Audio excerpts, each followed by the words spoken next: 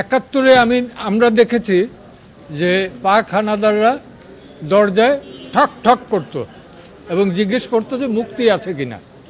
আর 2024 সালে দেখলাম যে যে দেশটা আমরা রক্তের বিনিময়ে 30 লক্ষ শহীদের রক্তের বিনিময়ে স্বাধীন করলাম, সেই দেশে ব্লক রেড দিয়ে রাতের অন্ধকারে 2টা-3টার সময় ঠক ঠক করে জিজ্ঞেস করে কোনো ছাত্র আছে কিনা। যদি থাকে তাহলে আবার মোবাইলটা চেক করেন, রাস্তাঘাটেও এটা করেন। কোন আইনের বলে করেন, কোন অধিকার বলে করেন? মোবাইল চেক করার রাইট তো কারো নাই। It is absolutely personal affairs. আপনারা জানেন দ্বিতীয় বিশ্বযুদ্ধের সময় রোজা লুক্সেমবার্গ, তার একটা ডায়েরি আছে, কই নাৎসিরা পর্যন্ত সেটা চেক করে নাই।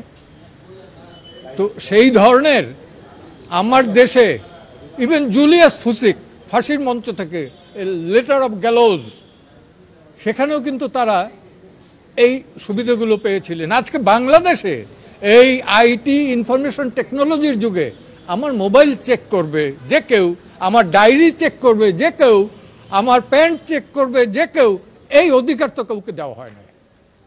স্পেসিফিক যদি কোনো এলিগেশন থাকে, হ্যাঁ আমার বিরুদ্ধে সেটা দিবে, থানায় ডায়েরি করবে এবং গ্রেপ্তার করবে। তো এইটার তো কোনো নেই। এবং এইখানে অ্যাপেলেট ডিভিশনের 54 এবং 167 রিমান্ড এবং 54-এ গ্রেপ্তার নিয়ে একটা সুনির্দিষ্ট নীতিমালা আছে। এই যে ডিবিতে নিরাপত্তার নামে নাকি রাখা হয়েছে, এইটা কোন আইনে? ডিবি কিভাবে রাখতে পারে নিরাপত্তা আইনে? ডিবির কোনো অধিকার নাই তাদের নিরাপত্তার জন্য রাখতে পারবেন। এবং এইটাই ছিল আমার সাবমিশন। প্রশ্ন তুলেছে যে খাওয়ানোর পরে নিয়ে আবার ছবি তোলা হয়, কি বলতে চেয়েছে হাইকোর্ট? কি বলতে চেয়েছে? সেটা বলছে যে এইগুলো ফান। এটা কখন কি বলছে এক্স্যাক্টলি? ভাতের টেবিলে বসে ছবি তুইলে এটা ই করেন, আপনি কি এটা মস্করা পাইছেন? ঠিক এই মস্করা ল্যাঙ্গুয়েজটা ইউজ করছে। তারপরে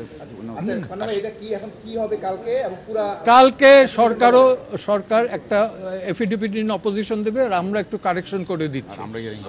এবং হ্যাভিয়াস কর্পাসে, হ্যাঁ আমরা চেয়েছি যে এই 6 জনের মুক্তি এবং ইললিগাল ডিটেনশন এটা যাতে বন্ধ হয়। All sorts of illegal detention. Either court produce করবে অথবা রিলিজ করবে, কোর্টে প্রডিউস করবে or রিলিজ করবে। আমরা বলছি যে লাইভ গান শুট যাতে কোনো স্টুডেন্টের উপর যাতে না হয়। Enough is enough. অনেক প্রাণ ঝরেছে, অনেক ইভেন ট্রমাটাইজড হয়ে গেছে। আমরা চাচ্ছি সর্বমহলে একটা শান্তিপূর্ণ অবস্থান বিরাজিত হবে এবং এখানে নিরীহ ছাত্র 16, 17, 18 বছরের এই ছেলেগুলো যাতে কোনো বুলেট বিদ্ধ হয়ে আর যাতে কবরে শায়িত না হয়, আর যাতে হাসপাতালের মর্গে না যায়।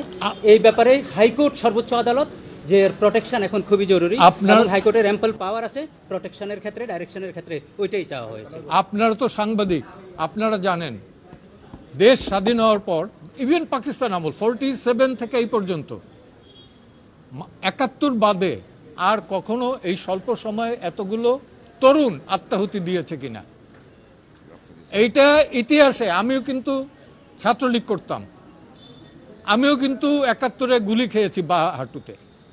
কিন্তু এই দুরবস্থা দেশের, এটা কিন্তু কাম্য নয়, কারোরই নয়।